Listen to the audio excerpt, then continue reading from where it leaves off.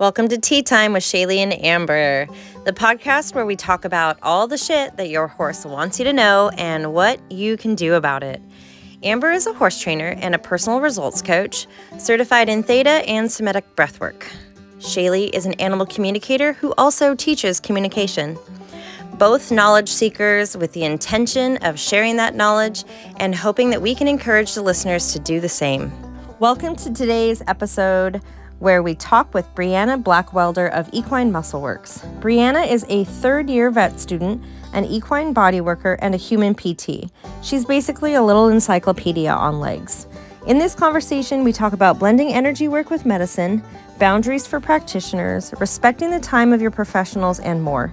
You can follow Briana's journey on Facebook, Equine Muscle Works. And as always, if you want to dive deeper, check out our membership. The link is in the notes. All right, let's go. Hello, and welcome back to the podcast. We're super excited to be talking with you guys again. I feel like we took a little hiatus because we had the clinic, and I don't even remember what our last podcast was. But anyway, thanks for being back. Today, we have a special guest, Briana Blackwelder. Thanks for joining us. Yeah, thanks for having me.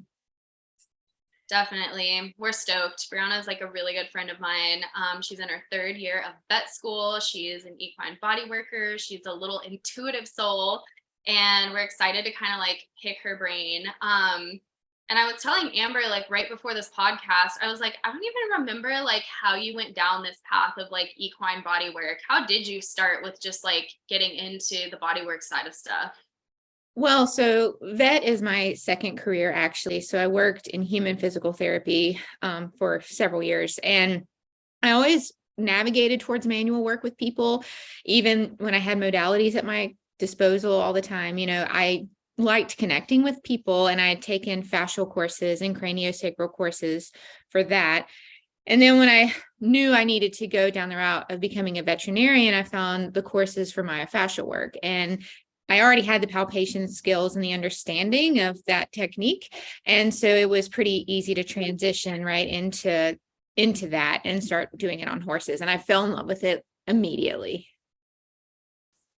I still think about like when you worked on Kip, because you like sat in front of him with your hands on his pectoral muscles and you were just like, oh my gosh, he's so stuck here.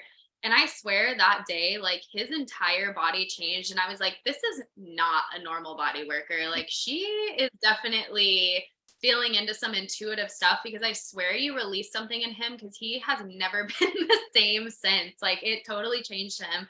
And I love like as an animal communicator, like having so many clients together, because like I can say like, oh, Briana needs to look at this or she needs to look at that. And it's so cool to like hear the animals like after they meet with you and the things that have shifted in their bodies. So do you feel like you'll be able to easily like be able to blend like vet school stuff and the energy work portion of things?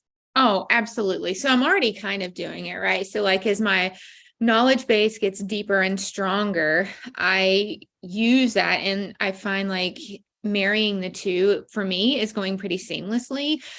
So by July of this year, I'll have my acupuncture certification. So I'm adding some of that in when I'm able to. So it's actually not as hard as, I originally thought it was going to be. So I'm you can choose your own adventure in vet med, which is pretty amazing. So when I come out, I can start a completely holistic practice and focus on body work and acupuncture and chiro if it's necessary, and use that to build my clientele and build off of that. Yeah, for sure. And do you feel like just your experience as a body worker and like feeling out your energy first, like do you feel like that, I almost want to say like puts you at an advantage, or it just helps you truly understand like the energy that you bring into like the vet med portion? Because Amber and I talk about this all the time, where it's like when you have to give dewormers, or like with vets having to give vaccine, and there's like this whole like, oh, you're injecting poison into their body and their heavy metals and all this stuff. But like, I think there's something to be said about like holding space and like that energy and intention behind it. Puts you at a little bit of an advantage to like help horses as a vet. I do think it helps. I volunteer a lot, like at the equine hospital when I'm at school, and like I was on a rotation for equine soft tissue, and there was a few horses and they're like, oh, be careful. They rear, they strike. And those are my favorite ones, right? Like I just loved them, and they're, fighters, and they're wanting to get out of there. And I would just go stand with them, like find the 10 or 15 minutes, stand with them in their stall. I didn't ask anything of them. I didn't ask them to, take a medication. I didn't ask them to do anything other than just be in a space. And I think just being able to bring those moments is so healing, or to just put your hand on them with nothing more than the intention of like, bringing help and healing and comfort. Things like that make a huge difference. So I, whether I'm even like, working with the horses, or even doing my small animal rotations, or even cows, like it doesn't matter. I try to ground myself and bring that type of energy into what I do. And I always set my intention for healing and for helping. And they know, like they can tell. And it's pretty amazing, like the shift that you see happen with them, even when it's uncomfortable. So like, even when we have to give a med, or even when we have to do dressing changes, their shift is pretty impressive. So you said this was it's like your second career. Is there a reason why you decided to go into that part? Because I know that's not like some simple, like, I'm going to go to vet school. That's a kind of a big decision. It was a huge decision. So like the very narrow story is my, because it would take a really long podcast to tell my whole like trajectory in life, a lot longer than we have. So essentially like from day one, like as far back as I can remember, vet was always like the calling I had. And then life threw me some pretty intense curveballs, and literally just like shook me upside down and like threw me in a completely different direction. Looking back, it's great because I'm not the same vet now that I would be if I had gotten in before, right? Like I would have been a very different, probably even maybe in a small animal practice, or, doing something. I would not be this holistic focused and manual focused, because that, the several years I worked in PT was like, it just honed in those skills. And seeing healing and being able to get feedback from people about healing was really helpful, because I can often use that. And lameness, listen, I've watched people walk so much, I can watch lameness on a horse. Like that's like second nature, which is also really helpful. So, my heart just wasn't happy. Like I wasn't fulfilled doing physical therapy. I loved the helping people, but it wasn't it for me. So like, I can almost remember the day I woke up and I was like, forget it. I'm just going to go for this. And I started, and it was a long process to get the rest of my prereqs done. And I had like work full time and do night school. And it was just a lot, but worth it, because like now that I'm in it, I'm like, yeah, this is it. This is like the forever path. And I'm really grateful for it. So cool. I love that you like waited for that like inspiration to hit. And I do want to ask you, because like as your friend, I know that there has been a time or two, actually the second time that I was going to send you pictures was recently, and none of the pictures sent. And I was like, it's a note from the universe. Do not harass your friend now that she's becoming a vet. Like, don't do it. But how are you going to, I feel like vets can get so easily burnt out. They can have compassion fatigue. You want to help everybody, or obviously as many people as you can. And there is that like boundary of, this is all I can give. And how do you feel like you're going to be able to like maintain your boundaries moving into this space? I wish I knew, actually. That has been a journey. I was never good with boundaries. I never knew the word no. Like I would, to the detriment, like to my fatigue or to whatever, I would go, I would drive 3.5 hours just to see one horse and be like, oh, you can't afford travel. That's fine. Like, don't worry about it. Your horse needed to be worked on. And I have learned over, especially trying to manage and run my business while being in vet school, I have to have boundaries if my brain is going to function and if my body's going to hold up. So I'm learning that no is a sentence. And you don't have to give an explanation. Like you don't owe an explanation. Sometimes, it's a very healthy sentence to give to people, and I'm working on it. And I also, because of the type of work I want to do, unless I'm doing emergency sharing with another clinic, I'm not going to necessarily be doing a lot of preventative care, but more like rehab and lameness and holistic type care. So I'm not going to have as many after hours and emergencies. And I think setting those boundaries and turning my phone off and, being okay with not answering a message until the next day. And that's just going to come with time, but it is getting better. Like I'm making slow progress and I'm just hoping it keeps growing. Yeah, I feel you on that. Amber and I are kind of like, we're going to do like a whole little workshop around boundaries because it is something that I feel like a lot of us struggle with, especially in the equine industry. And I am experiencing that now where it's almost like I felt like boundaries was saying no to like helping an animal, and that like crushed my soul. Like I'd be like, oh, it makes me so sad that like your horse is literally like, you're at your wit's end and like I just don't have the energy to give you. But what I found has been really interesting for me is like setting clear intentions. So like when people set up an appointment with me now, they like fill out a form, and at the top of the form I've set my intentions, like these are my intentions for the session, these are my intentions, whatever, this is what I'm not going to do, and this is why I'm not right for you, and if you're any of these, like that has helped me so much. But I think of you all the time how like it's just so easy when someone is like such a wealth of knowledge to like want to go to them for help, and then having to remember like, oh wait, like they have so much on their plate, like there's that. And then setting your boundaries with friends, right? Like I feel like you're moving into such a tough space because so many vets that I know, they will do anything for their friends, and that's a tough space to be in too. It is. And I do, and I do want to help everybody. And I get where you're coming from with that. Like when somebody calls, or I have a really close friend or a family member and they're like, oh my gosh, my horse isn't walking well, or something's really off. And I feel like this, this whole responsibility, this strong responsibility to get out there and to do whatever I can. And then, and if I'm already super fatigued, like what am I bringing to the table at that point too? Like if you're already kind of done for the day or for the week or whatever, like if you're just drained, but it's, it's hard, like, especially with friends and people, or like clients that I've had that have been with me since the beginning, like that are more like family at this point or close friends. Like it's hard. Those boundaries are really hard for me. So I completely agree and understand with where you're coming from. I think I've talked about this probably multiple times on the podcast, but there's this really amazing conversation that Gabor Mate has about how the body says no if you don't.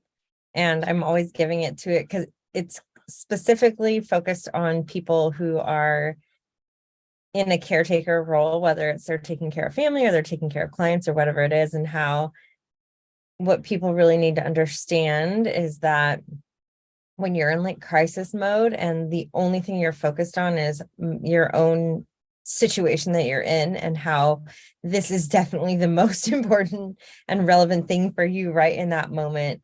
And that there's this one person that is going to be able to fix and solve this, issue that's going on. And then having that real deep understanding, if someone says no to you, it's because they absolutely 100% cannot give anymore. Really having people understand that concept and hearing professionals talk about, while you're in your own situation and it feels really intense, there's also multiple people in very intense situations reaching out to one person. And I don't know. I just feel like what you're doing is so cool because you have that combination of the two things. And I wish that you were in California.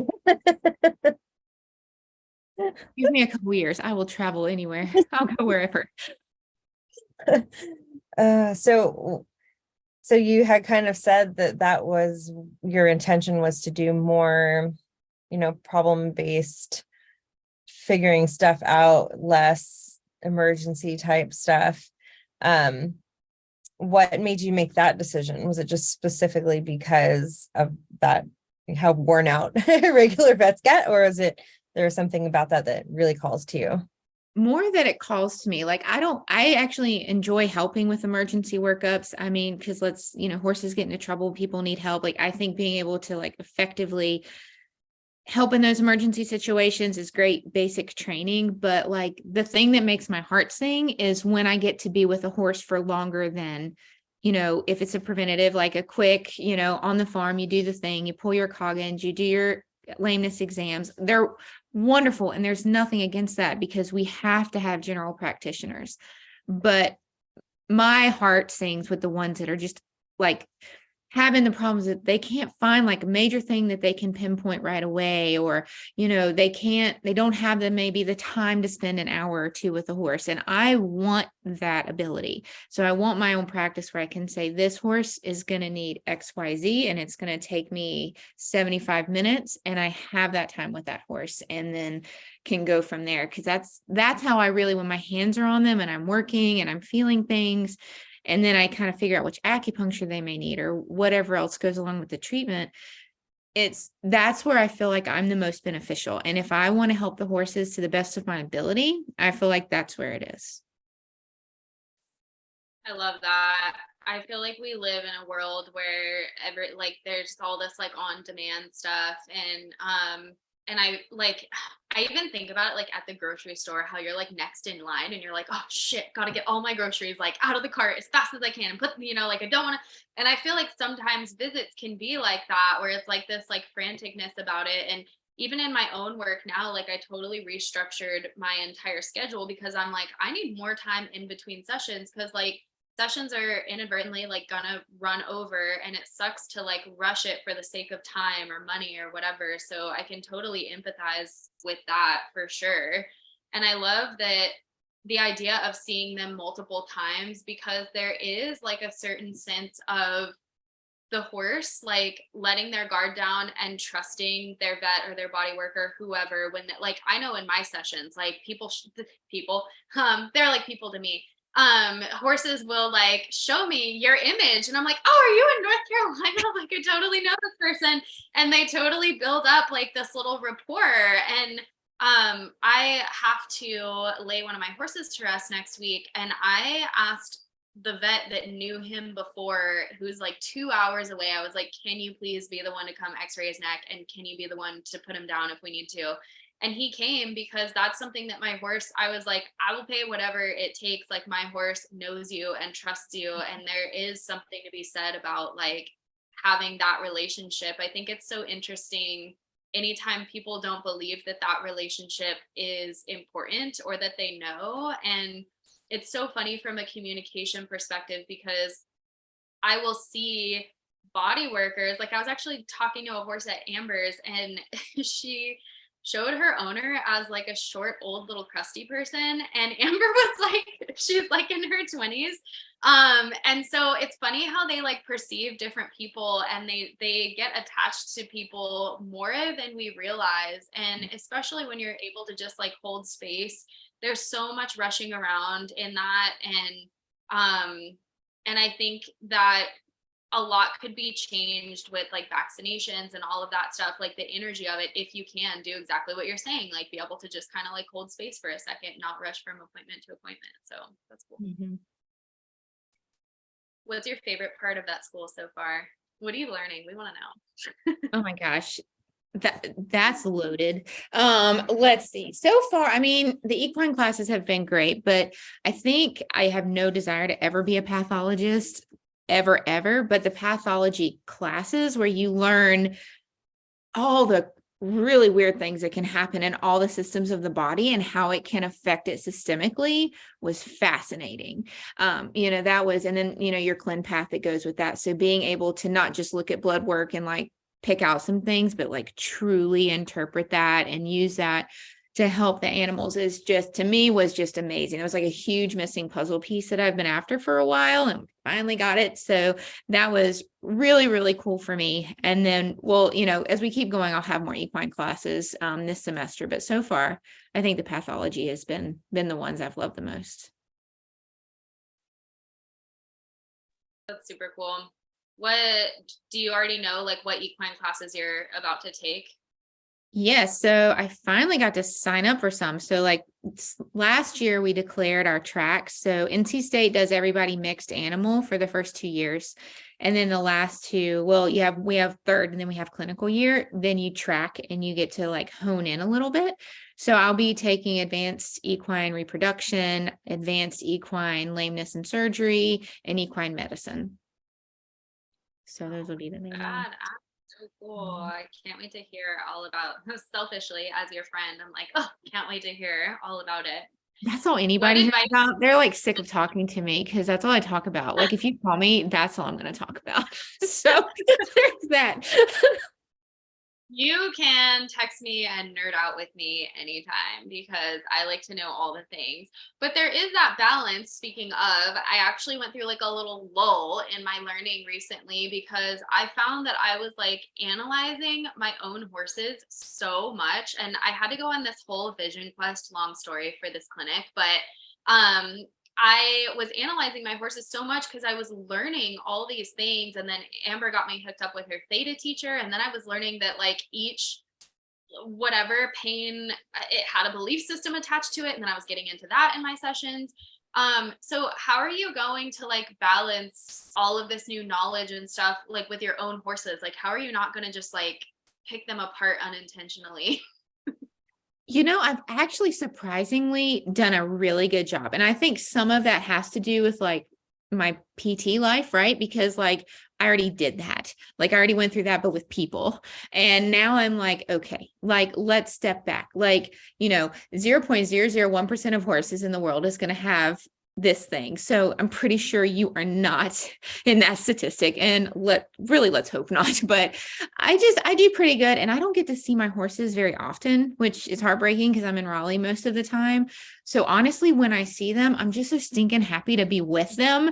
I'm not picking anything apart. I'm sitting right here and just listening to you eat hay for a while because I just need to hear you chew. Like that's where I am. So that's been good. And I found like my horse, Jackson, my little quarter horse, that he's like the sneaky troublemaker. You got to watch him, but he got himself somehow like caught in my fence and he rolled himself out and was almost in the road. It was a whole like awful drama thing. He never even like the fence wasn't ever down. I don't know how he did it. But like being able to come home and knowing like I have suture material, I have the stuff I need, like I can look at it and be like, oh yeah, this is just like a cold hose and like cover you situation. I'm not worried. That was really nice because like 3 years ago, I'd have been calling the emergency vet and like, I think you need to get out here. And so I'm not picking them apart, but I'm using the knowledge when I need to. So that's been helpful. Do you find that because you have that knowledge about people's bodies and then horses' bodies, that when you go to work on like a horse, you can look at the person and find correlations? Is that something? It happens all the time. This is my favorite conversation.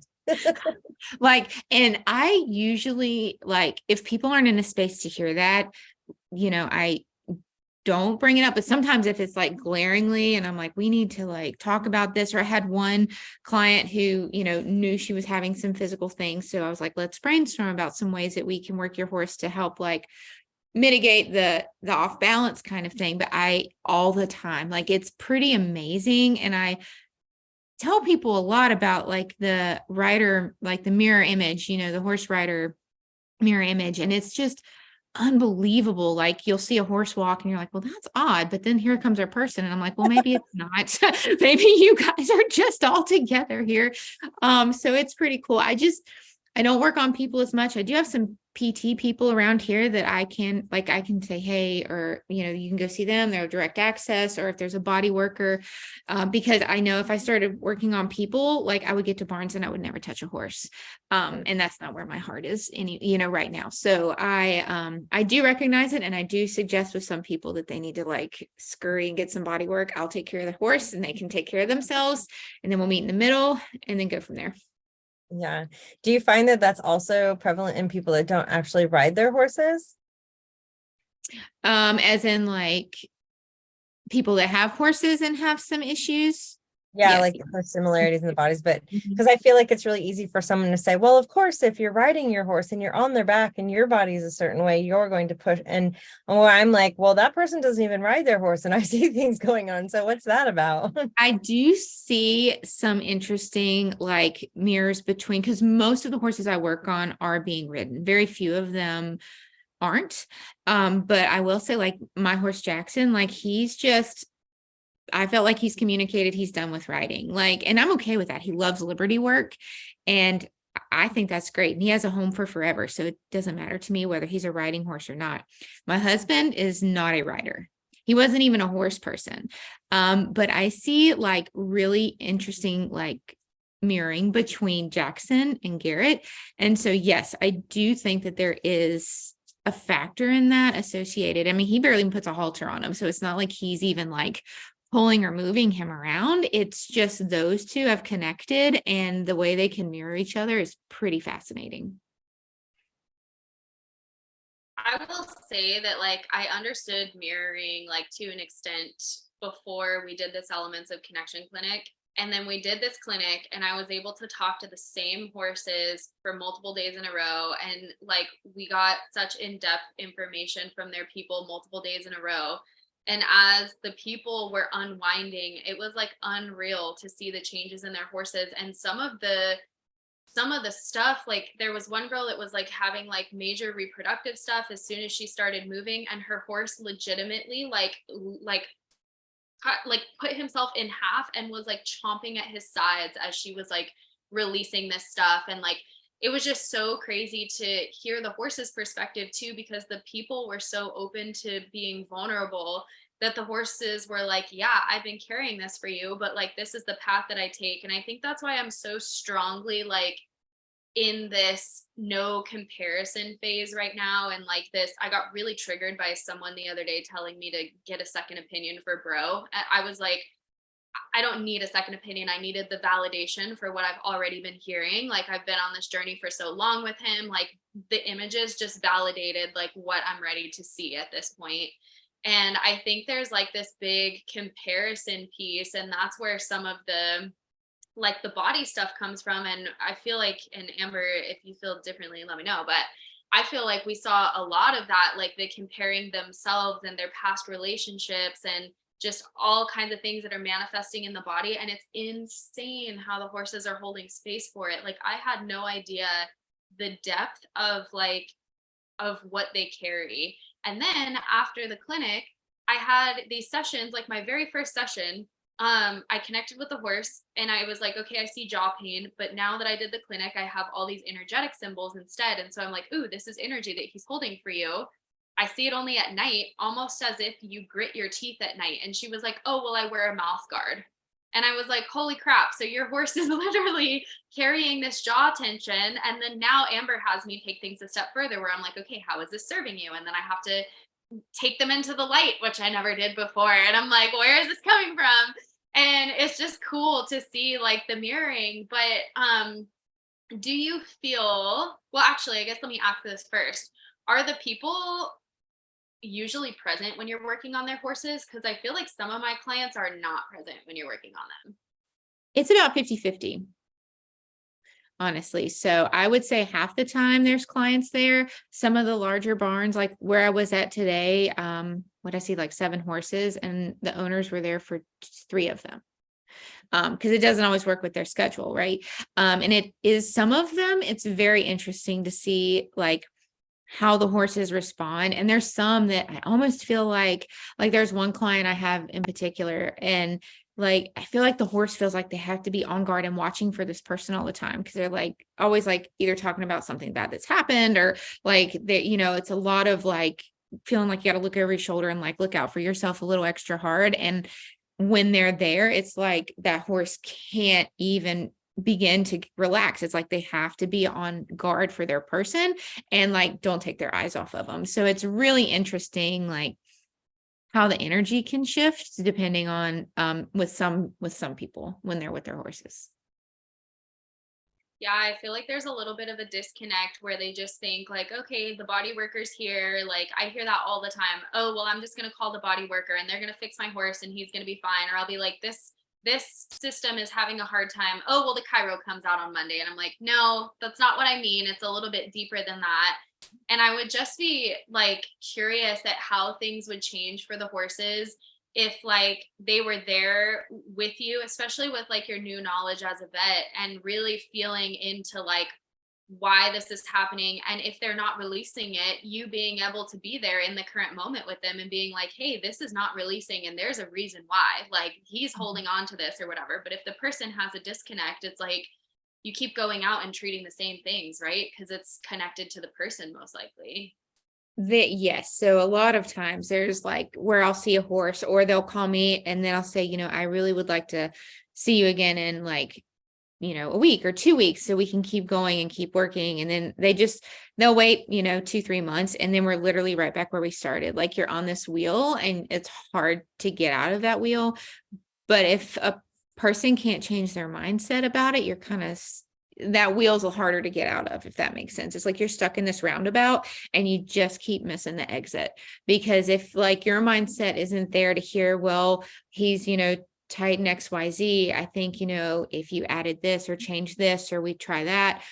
I mean, sometimes I met with resistance or like flippancy, and that's just where it is sometimes. And I just, in those scenarios, just try to give the best that I can to those horses and as much healing and help and release as I can. And especially now, because I have so like little time available anymore to get out to places. So I try to like, I always did before, but like now I'm even like more cognizant, like, oh gosh, we're going to really have to make sure we get deep and like with you as deep as that horse can go and release as much as we can, because it's hard. But I have had people, I think vet school has opened that door a little bit, because now when I say things, there's been clients before that were like, but now they're like, oh, maybe I should listen. And that's been pretty cool. Like to see even now, even though I'm not a vet yet, and I've still got, like a little less than 2 years to go, like there's already been a little bit of a shift. So I'm just hopeful that as like my, progress through school and then I get out and I'm practicing, that maybe it's going to be easier to shift people's attention to where I need it to be. I'm hopeful. Yeah, that's such a super rad like combination. I'm so excited for you and everybody who gets to be your client, even though it's not me. I do feel like that's such an interesting, like I love your perspective on how you think it's cool that people are like respecting you more as a vet. Like that's super awesome. But I do think like it's important to speak to body workers who do know a lot. And I think about this with farriers too, where like people will literally just be like, oh, well, I didn't like the thing that the farrier did, so I just switched to another one and then another one, or like, oh, I tried this body worker out and I didn't like it. And I feel like being an equine body worker is such a tough space to be in, because people can say like everyone has like a different perception, and I almost feel like it's so half-assed on like the person's part. And I hate to say that, but it's so true, because I talk to so many animals and it's like, oh, well, we tried chiro, but that didn't work. And then we tried this lady, but that didn't work. And we did this. And like, how is it to be in that space as a body worker? So like, aside from like vet school, like how is it to be in that space, and what could clients do to like make your job a little bit easier and like hold more compassion and help the process go like smoother for body workers? So I think just the respect end of things is huge, right? Like I am really lucky. Like for the most part, like I've got amazing clients, but there's like, even thinking about like, your body worker, if they're there and they're seeing 7 or 8 horses, like have somebody bring them in out of the field and already have their fly sheets off or their blankets off or their fly masks off. And, if I have to grab them out of the stall, that's no big deal. But like, people don't think about that time that like, if I've got to go find a horse, if I don't know where it goes, if I, there's a lot in that. So taking the time to have your horses ready to go, just that to me speaks volumes. If, your body worker's there, your farrier, your whoever, and they're going to be there for 8 hours, like, or 7 or whatever, like schedule them a 30-minute break in the middle and say, hey, you know what? We got, this 30 minutes. If they want it, like it's available to them. Like, we see you busting your butt. Why don't you sit down, like have a cold glass of water, or let me bring you a cup of coffee or whatever. Like that happens occasionally at barns. And I'm like, gosh, like, I feel like the Queen of England, like, when somebody gives you that like moment of like, here, I want you to recharge, like, that means a lot. And that means a lot to your farriers. Like they're bent over on their heads all day in hot and or freezing cold, or they're coming out last second because your horse has a show and you got to get this shoe stuck on, or your horse has been hurt and your body workers like rearrange their schedule. Like having it, like those little things mean like they're just priceless. Like that means so much. For sure. I think that's super important and makes a lot of sense. And it's kind of sad actually that that's like not a thing. Like I know when my like equine dentist comes out, I'm like, do you need a water? Do you need a pee? Like, what do you need before we start the shindig? Like, let me know. Okay. I swear I'll let you go. But I do have one more question.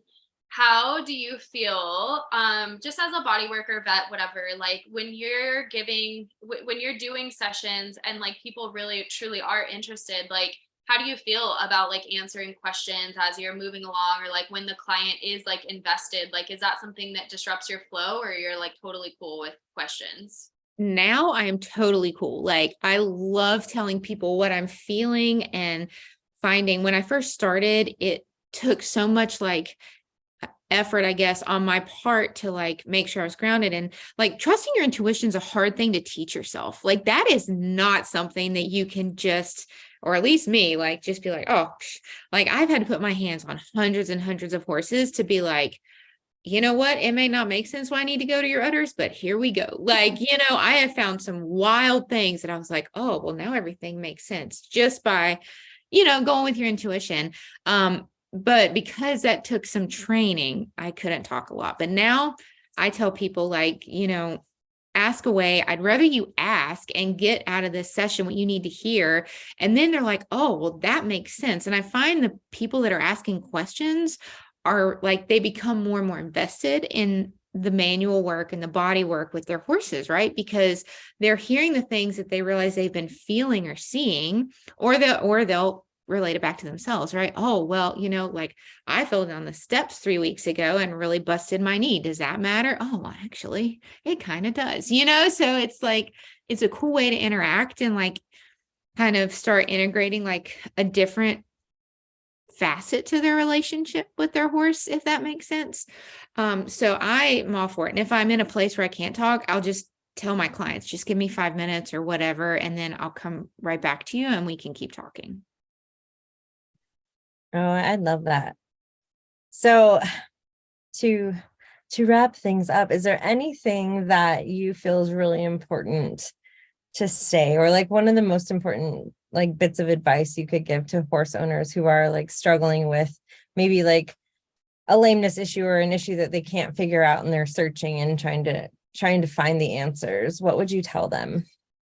Well, don't be afraid of like alternative things, right? Don't be afraid of acupuncture. Don't be afraid of different types of body workers. And also like look for your little milestones, right? People want this like big 180, big kaboom difference. Like we work on your horse today, you go out and all of a sudden you're like back to normal. That doesn't happen with us either, right? Like healing is a journey and it takes time. So look for the little things, like look for the little improvements or the little steps back, and just keep a journal, even if it's on your phone, like, and start like realizing these little steps forward is foundational, and don't give up on your horse or your practitioners just because it's frustrating. I think that's, people want their horses to feel better, and we all want that, right? But sometimes it's like lots of little building blocks to really get us to the place where we're seeing the bigger things. So just, don't give up, and, don't be afraid to add in some adjunctive things. And most of the time you can make an amazing positive impact. That was really good. It was so nice to meet you. I'm so excited for you and the path that you're on. And I hope anyone else that's really feeling called to like do it this way. I love that it happened this way for you, because I feel like it's so much more almost more valuable in the fact that like you do get to do the like go talk to your vet, but then also you've had all of this experience of hands-on. There's just such an amazing like combination of those two things. And I think more people should do that. I agree. I'm working on it every day. I'm trying. So if people want to know more about you or follow along on your journey, because now everyone's going to be all invested, what is your social media that you have? I assume you're too busy for more clients, but just in case. And it depends. Like, and I will try, but again, with the boundary thing, people just have to know that it may be a minute or two before I can get out there. I do have 3 employees that work with me. So they're also, very good body workers. So, we can see people if that regard. Just my personal time, I don't have as much, but Equine Muscle Works on Instagram and Facebook, or equinemuscleworks.com is my website, and people can get in touch with me however through there. Cool. Okay. I'm looking at Shayleigh. I felt like you had something to say, so I was like awkwardly pausing. We don't know how to end our podcast ever, and so I'm not editing this. This is how we roll. That's fine. She just ended it later and like puts in some cute little fluff piece as if we ended it normally. So yeah, thanks for coming. We're always like, thanks for coming by. Have a good day. Shut your computer. Try to make this like ending, and then Shayleigh's like, bye. Yes. Yeah. She goes, see ya. And then this is like over. Anyway, that's also fine. It's okay. People have the more we do it, like the more comfortable we are just being like our weird, unprofessional, untamed selves. So I love it. I wouldn't change a dang thing. I would end it how you want, and you just love being your untamed self, because I think it's great. Well, it was so fun talking to you and so nice meeting you, and I'm so excited for your future. So Oh, thank you. yeah, totally. All right, bye. Bye.